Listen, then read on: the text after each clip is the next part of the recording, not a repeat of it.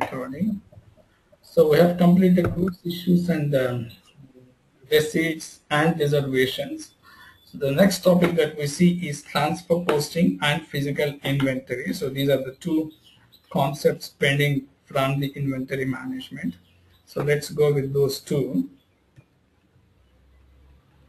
Let me just open the Excel one also. Excel SAP okay. All right. So let's try to understand transfer postings. What do you mean by transfer posting? What types of transfer postings are possible? We will discuss about those things today. The movement, okay, transfer posting, as the name indicates, it means you are moving the material from one place to another place or from one status to another status. You are simply transferring the stock of material either physically or logically is called transfer posting. So based on what you actually perform, whether you are moving, whether your movement of the material, whether the transfer is involving physical movement of the material, or if it involves only logical movement, based on that, you can call transfer posting as physical transfer posting or logical transfer posting. If there is any physical movement between the material, between the locations, or between the plants, or between the company codes, then you call that as stock transfer. The physical transfer posting is called stock transfer, where the movement of material is physical. So what is the movement of material? The material can be moved between one storage location to another storage location, or it can be from one plant to another plant, or it could be from one company code to another company code. Okay, so now let me just add a few more lines over here.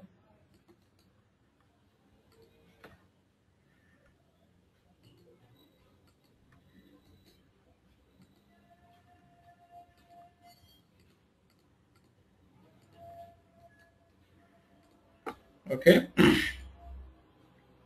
so here we were talking about transfer postings, as I have specified here.